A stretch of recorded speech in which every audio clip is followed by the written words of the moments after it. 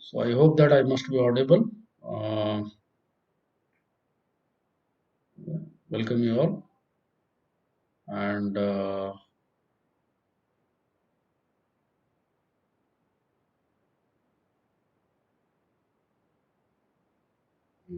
formally welcome you all. On Sunday, we will consume some few minutes to continue our discussion under the head of module number 2, lecture series 2. Okay, so we will continue our discussion. In the last lecture, we discussed about the measurement of power, that is the single phase and three phase circuitry, and the DC circuits as far as the DC current and voltage is concerned. And in the last lecture, we primarily discussed the uh, measurement technique of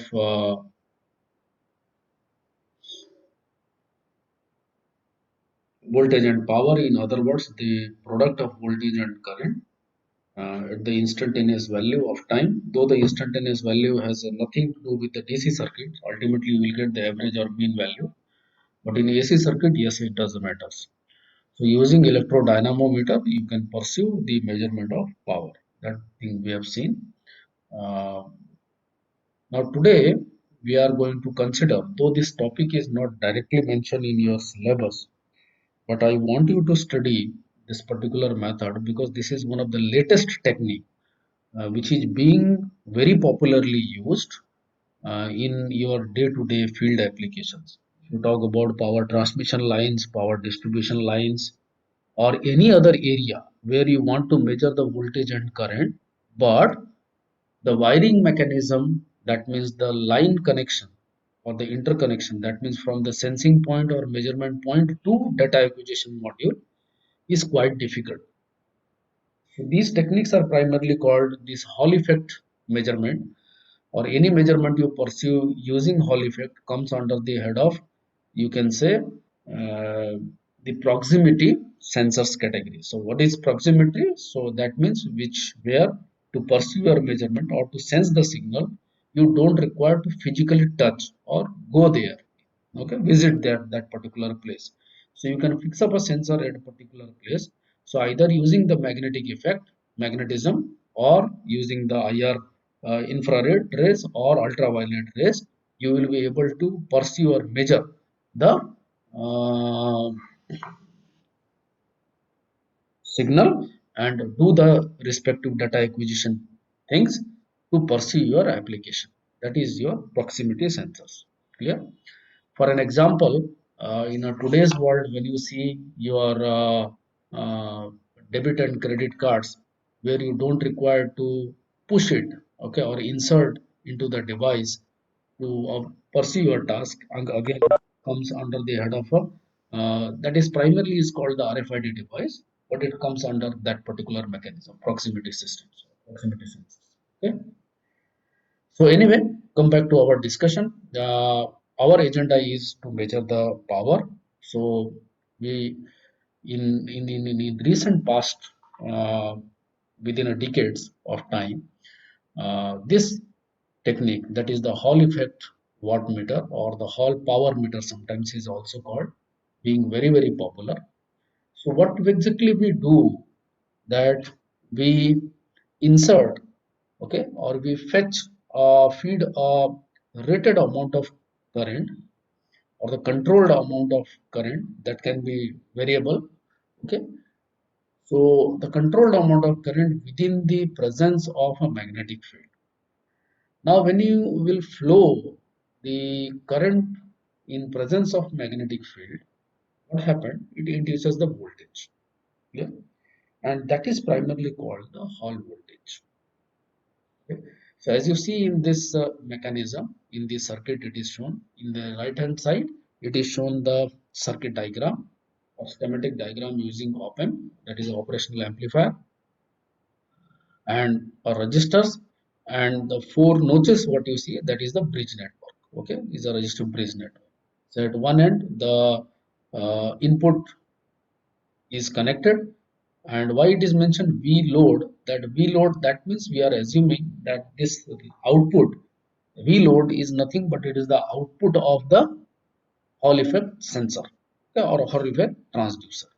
So in the left half section, the arrangement is shown that how the current is flowing in the presence of magnetic field and how the voltage is induced, and that voltage is feeding across the bridge network. The bridge network is primarily used to reject any unwanted signal and allow only one signal to pass. So primarily it is the first stage of the any signal conditioning device, and then it is fed through an amplifier. Okay, so primarily is an operational amplifier here, which will increase the gain of the input signal to multiple times so that the signal can be measured faithfully at the output end. Okay, and that is your Z load, that means your load impedance where you are collecting this particular signal. Okay, offset and the linearity could be a problem, but that is right now is not our agenda. So in the right hand side what you see, that is exactly how the Hall effect sensor looks like. So it is encapsulated in the presence of a permanent magnet in a ring coil arrangement, and within which the current is supposed to be fitted. So that means if you have a conductor line, okay, if you have a piece of conductor or wire, okay, that conductor will pass through that particular hollow section. So now what happened, current is passing in the field of the magnetic field. So remember, the direction of the magnetic field is the 90-degree to the direction of the current. So in that case what happened, it will induces a voltage which is 90-degree to the both respective the direction of current and the direction of the magnetic field, okay, or in other words the direction of the flux, right? So that's how this the magnetism effect, okay, by flowing the desired amount of current is used to conduct or to induce a desired amount of voltage, clear, due to the presence of hole and electrons. That is, you have already studied the semiconductor devices. So this is what exactly the mechanism we use, clear. And in this case, when you see that, you know that whenever you will induce a voltage, okay, a current through us any semiconductor device, the majority and the minority carriers, they will always pass in opposite direction, and through a piece of the conducting path you can control that particular amount of current. So remember that within the semiconductor you are getting the current because of the drift current and the diffusion current both. Primarily the drift current is the contribution due to the conducting path only. So within the semiconductor, primarily it's a diffusion current. Okay, it diffused across the junction barrier, and once it passed through the conducting path, okay, the two conducting wire which is connected, where the VH is mentioned. Remember that is a pure conductor. So there the drift current is there, right? So this drift amount of current is passing through the semiconductor device in the presence of this magnetic field, and because of which what will happen, the it will generate a voltage, or that is called, it induces a voltage, and the quantity is depends on F is equal to amount of force, that is equal to Q into E. E is your electric field electromotive force plus B into T. Yeah, B is the magnetic field intensity, right? So from there you will be able to calculate this Hall voltage VH, what is mentioned here, or in V Hall, whatever you can mention, and you can find out the value of the Hall resistance, the magnetic field, the Hall voltage, because the direct amount of current is known to you, amount of magnetic flux density is fixed for any particular material, okay, and it will change only because of the change in current as far as is concerned, because R is something is a constant, okay, charge density is also constant, current density is also constant, so the rest all are the constant, okay. Okay, so that is how. So this is one of very popular mechanism. I just try to feed this information so that you will be prepared from your any circumstances where you require to answer these kind of things beyond your syllabus point of view. Now let us come back to your syllabus topic. So to continue our discussion under the head of the electrodynamometers, now we are going to talk about bit over the low and medium frequency power measurement. Yeah. So for here, I am assuming that your 50 hertz signal is a low frequency signal, or rather I would say that the medical applications like where you measure around your medical imaging devices, okay, CT scan, CR scan, all these things. These devices are primarily operates at the range of around 5 hertz, 10 hertz. Okay, so these are very in a low frequency in a real sense, where you wanted to measure the power of the signal. Or in that case, if you are considering 5 hertz is a low frequency signal, in that case you can say that the 50 hertz is nothing but the medium frequency. Yeah, or maybe some tens of ones of kilohertz up to that particular range. You can say is a medium frequency, tens of kilohertz. So 3 voltmeter techniques we will be supposed to use. Okay, so that means one is the single phase arrangement. So if you are pursuing a single phase arrangement, and let's say if you have a one single voltmeter, so what you will do? Connect a voltmeter through a particular across the phase one at a time. Measure that particular voltage across through that particular phase. Change the position of voltmeter, connect it to the second phase, again measure the voltage, change it again the position of the voltmeter, connect it with the third phase, again measure the voltage, and that's how we are able to pursue the single phase arrangement. Yeah, it's a cheaper option, cost effective option, but obviously in a day-to-day life scenario where the multi-phase system will be there, or you are required to record more than one instantaneous value of the voltage, in that case it is not a very recommending idea. Yeah. So the number two option could be the power through the load can be measured using a non-inductive resistors. Okay. What do you mean by non-inductive resistors? So that means we are assuming is a kind of resistors. We know that no resistance device or no resistive element is a pure or 100% resistive element, or or even no inductive or capacitive device. That means the reactive components are purely reactive components. Okay, every reactive component has a certain of resistance value, and similarly any resistance must be due to the reactive components. Okay, or its influence to change its characteristic, that means the magnitude with respect to change in frequency. Yeah. Whereas theoretically resistance is a frequency independent component, and that's why we consider it as a real element, right?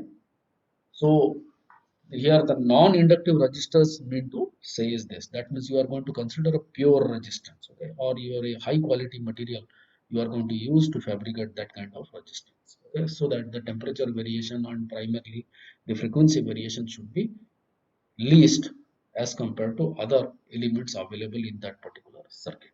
Okay, and the third is obviously the DC measurement.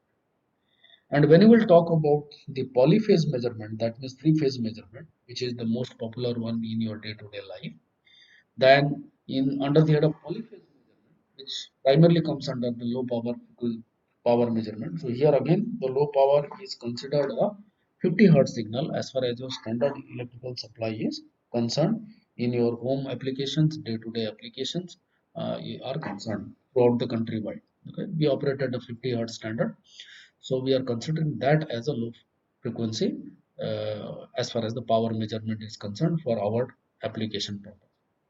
That is one. So three-phase system is one. Number two, power generation and power distribution modules. Then the real power consumers. So like we all the consumers, our laptop is consuming a real power. Our smartphone is consuming the real power. Most of home instruments, what you see in your life, is primarily as a real power consumers. Okay, then some elements could also generate the reactive powers. So sometimes it is also required to measure the reactive power or to control the reactive power for the grid stability also. So these things you will study at the later part of the semesters when you will jump to the higher semesters, or under the head of the power systems component you will study all these things. Okay? What is the role of real power? What is the role of reactive power? How you can control the reactive power? How you can control the quality of power by increasing the power factor, by in, increasing the participation of real powers and reducing the participation of reactive powers. But it will never happen as far as your grid connected system is concerned that your reactive power will be zero and real power will be one. Because if you can match that, then you can say that a cos phi or power factor will be 1. Okay. Otherwise it is not possible. So we can make it, but we deliberating don't make it, don't do it. Okay, because we always need certain amount of reactive power to control the grid phenomena. Okay, do your research in this regard. It's a very important step. So under the head of the low frequency power measurement, how we are going to measure those mechanisms, what we discussed in the last couple of slides. So we are going to do it by considering the four different phenomena. One is the symmetrical load with neutral conductor. That means the neutral conductor is there and the load is symmetric in nature. Under the head of polyphase, say for example, you have a three phases. So the three loads are connected in each phase and there is a symmetricity among the load. Understood? So with the neutral wire. Same thing number two, the same conditions, symmetric loads, but without the presence of neutral conductor. Clear? Number two, unsymmetric load. That means the loads are not balanced. In each phase, the amount of load distribution is different. So that means the amount of current will be different. So it will be unbalanced condition. Okay. The first two is the balanced condition. Next two is the unbalanced condition. Okay. So unsymmetric load with neutral conductor or without neutral conductor. Yeah. So that is something. So primarily, we most popularly we use two different mechanisms only. Either we use the 1 wattmeter method, okay, though 3 wattmeter method is also there, but primarily we use 1 wattmeter method. When your objective is to measure the real power or the in other words the real average power, okay, per phase. So if you have a three phases, if you have a single phase, you will measure it once in a time with the help of that mechanism what we have discussed in electrodynamometer and or the Hall effect transducers. Clear? And the number two is if you have a multi-phase like a three-phase system, then you will repeat this particular task three times. That is one option. Number two, either use only 2 watt meter method and use the 2 watt meter in the three-phase environment. Do the interconnections one at a time only, and then thereafter you measure it. Clear? So this measurement of this three-phase power I have been already covered under the head of network theory also in the last semester. So those components you can see and go through the same YouTube channel where I've been feeded. Okay. So I think it is lecture number 3D, I guess, under the head of network theory. So you can revisit those components, 3D and 3E. So there you can see. Okay. So these are the components, and the third is obviously the 3 watt meter. Okay, so connect 1 watt meter each in each and every phase. Obviously, the arrangement will be more complex. You require one extra device for each application. Remember, not across the country. For each application, you require one extra watt meter. So obviously, the arrangement will be complex and more costly. So these normally not preferred. So either we will use the 1 watt meter or the 2 watt. Like for example, in this case, you see a scenario where we consider that the source is connected in a star fashion. So you know that there is a star distribution or low delta distribution could be there. So here we are assuming that the source point is a connected in a star fashion manner. Okay. So there are three phases. So I am assuming that it's a phase A, phase B, phase C, and then we are considering a neutral wire. Why we are doing the neutral wire? To return the path, to provide the closed path to the current. Remember, neutral is different than that of the ground. Okay, grounding and earthing, or other words you called, is different than the neutral. Okay, and then there are the three loads as you can see in the right up section. Okay, under the phase BN, AN, and CN where the loads are connected. Now, what you will do? So across the each phase in this particular demonstration, as it has been shown that current clamps, that means it has primarily used the Hall effect current transducers to measure the current. Either you can do this arrangement or you use the electrodynamometer, whatever the arrangements you or electrostatic method. It is a high voltage scheme that I have been told you in the we discussed in under the head of module number 1. You use a particular technique, either primarily it's the electrostatic method or nowadays we use the Hall effect transducers. Okay, electrodynamometer is already an option is there if you do not have any other option for the analogous measurement, and then parallelly across the shunt you use your uh, uh, measure your voltage measurement where you are trying to measure the voltage across the load. Okay, and in this case demonstration, both the source, that means the supply, and the load are connected in a star fashion. That means all the three loads are connected in a star fashion. Okay, or you can say that y-or connected network, and the source is also connected in terms of the y connected network or the star manner. Okay, and from there you get the current values, you get the voltage values, and once you got the current and voltage value for a respective phase, you will be able to get the uh, power, you will be able to get the instantaneous value of the power, in other words the RMS value of the power if it is a AC network.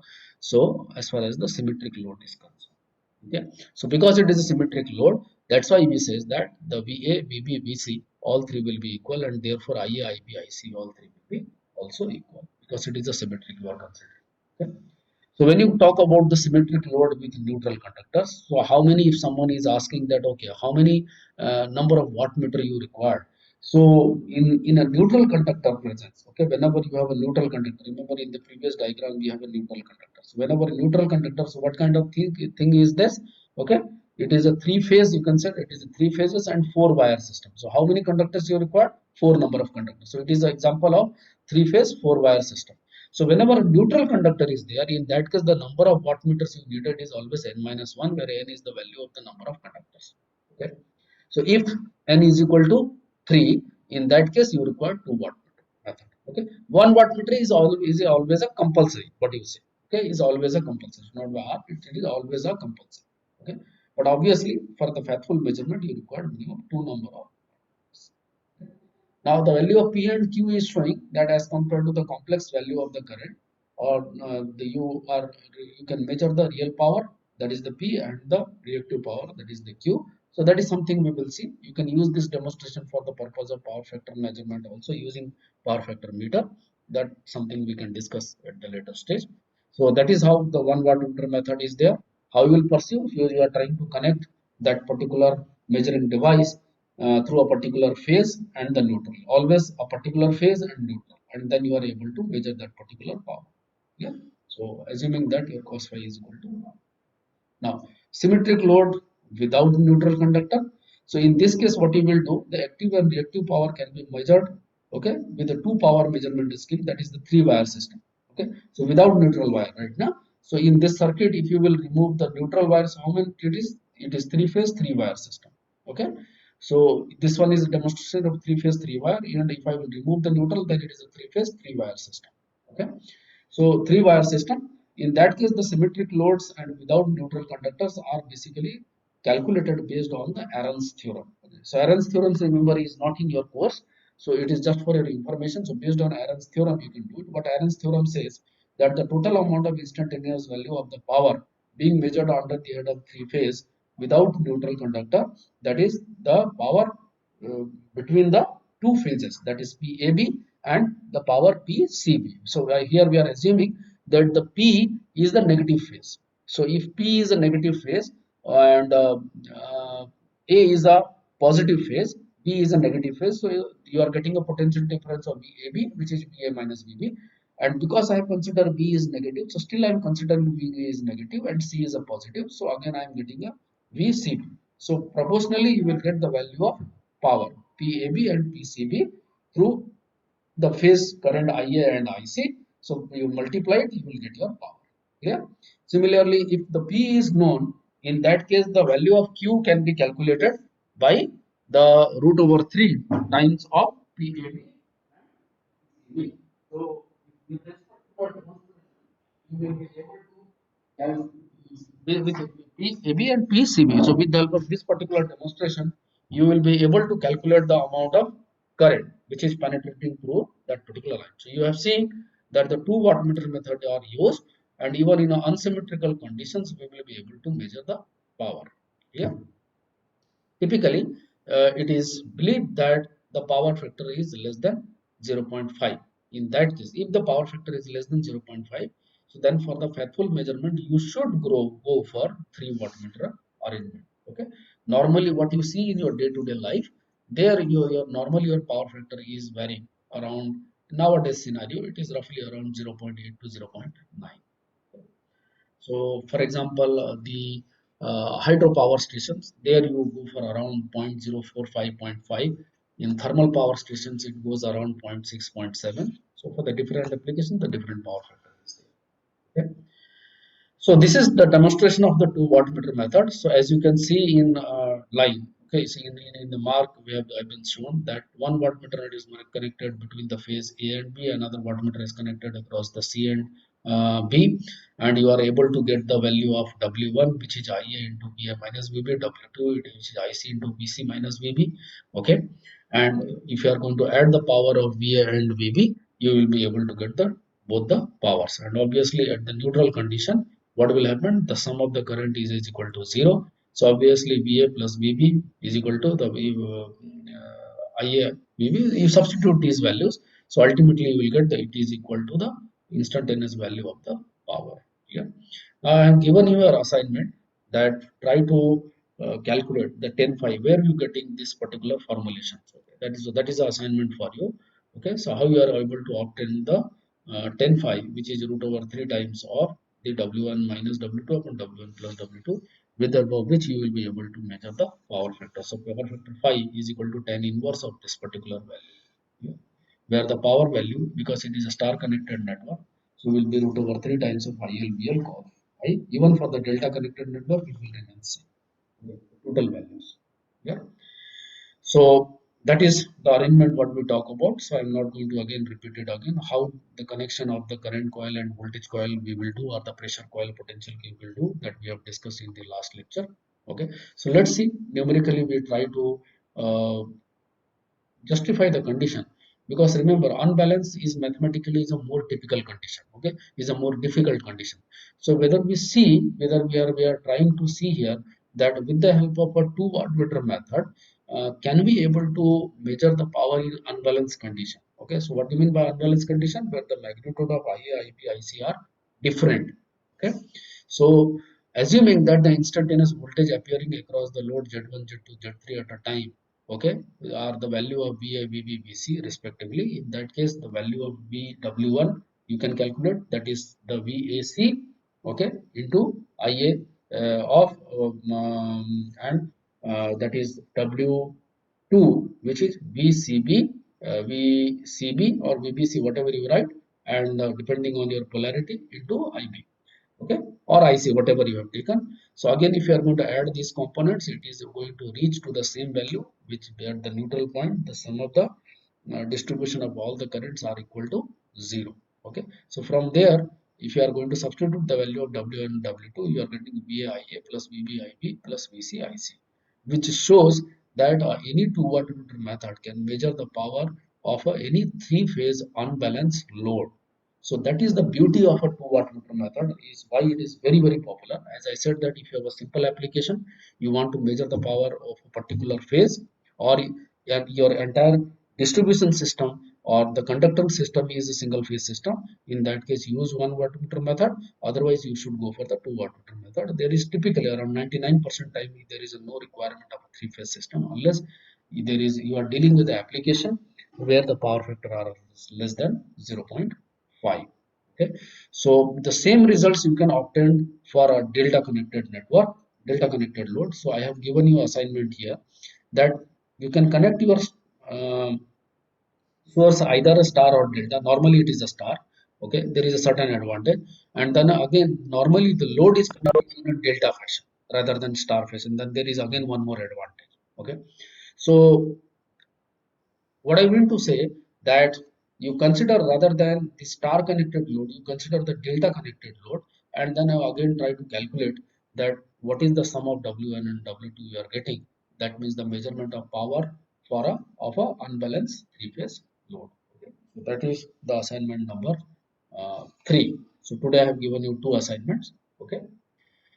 Let's see, in this particular conditions, if I, as we have assumed that the, let's say there is some deviation of current, and current is a lagging value, and that lagging factor is the phi. So if it is so, what will happen? The line voltage VAC, okay, which is being measured through the W1 first wattmeter method, will be the product of VAC into IA cos, say 30 minus phi. So I'm assuming that the difference between VAC and VAB is actually 30 degree. Clear? So it is 30 minus 5. So in that case, what happened? W2 will get 30 plus 5.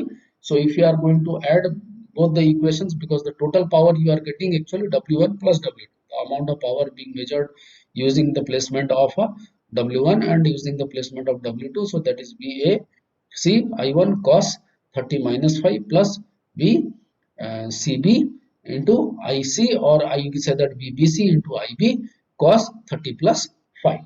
Clear? So if you so, you will be able to get the value of phi. Well, I hope that you also get the answer of your previous question. I have given you one question over here. Okay, tan phi to calculate the tan phi, and all the other that consider the delta network and try to calculate this one. So talk about the symmetrical power systems supplying of any unbalanced load. So typically there are four arrangements, but normally the Barbaleta arrangement and Rigi arrangement is nothing but it is the placement of wattmeter. Okay, how you are connecting the wattmeters. Primarily, fundamentally, if you will see, it is only the two different schemes only. That is the uh, two wattmeter arrangement and the three wattmeter arrangement. Yeah. So these are the two arrangements is there. That is the two wattmeter arrangement for the measurement of a reactive power. As we have seen that the value of Q you can supposed to be measured here as in this demonstration. So how you can get that Q value? So this Q value you can get by placing your wattmeter arrangement in this fashion, so that you do in this particular order, that rather than the cos phi you should get the sin phi. That means what? The phase should be move in a reversal direction. The direction of flow of the flux should be in a reversal direction. So if it is that, if you can do that particular arrangement, so rather than cos phi, you will get the factor of sin phi. And sin phi is basically getting the value of the reactive power arrangement. Okay. So you see just this demonstration. As you can see that if you want to measure the certain amount of real power, so that is Vi cos phi, and the Q is equal to Vi sin VAR, voltage ampere reactives. Right? So what is how you can get the sin phi? Can you get it by cos 90 minus phi? So if you have the value of cos phi, so can I get the cos 90 minus phi? Yes, I can get that by simply arranging a wattmeter to measure the value of Q, where the current coil, in the current coil, you do the arrangement that the current will flow in a reverse direction. Okay, as compared to your conventional direction. And the voltage applied to the power in the potential coil is such that its a displacement from the actual voltage of the circuit is 90 degree. Understood? I repeat, a wattmeter may be used or can be used for measuring the reactive power if the current coil carries the current I, and the voltage applied to the pressure coil or the potential coil or the voltage coil you say is such that it's a phase displacement. Okay, phase displacement of the voltage, not current, I'm sorry, from the actual voltage. From the actual voltage is the 90 degree in the circuit. So whatever the phase, say for example, your voltage is right now of the particular phase is 120 degree. So you take it, should be displacement should be 90 degree from the 120 degree, that is 210 degree. Okay, or the 30 degree in the other side, 30 degree or the 210 degree. If it is 120 you are taking. Okay, so the wattmeter will read Vi cos 90 minus phi. So in other words, you will get the Vi sin phi. Okay, and how you can do that? By placing this particular arrangement as shown in this particular circuit. You go through the IA, IB, IC, and you see how the pressure coil is connected. So what the beauty is, the pressure coil is connected not directly say between IA and IC, between the two phases A and C. The pressure coil is not connected directly. The pressure coil is deviated by a resistance. Understood? So by do this, you can change the angle of phi. So you have to deviate it roughly around 90 degrees so that you will get able to get the value of sin phi. Okay. So in that case, you will be able to measure, the wattmeter will measure the reactive power rather than the real power. Okay, it's a very, very important concept. Remember it. Okay. And these are the two arrangements I have seen, that the Rigi has given a different arrangement, the Barbiculata has given a different arrangement to measure the your power. Okay. So that is all about as far as the today's lecture is concerned. And if you have any doubt, you can discuss with me. Otherwise, I will wind up this lecture at here itself. Uh, I think next lecture is scheduled on tomorrow, so we shall be meeting at that scheduled time. Thank you.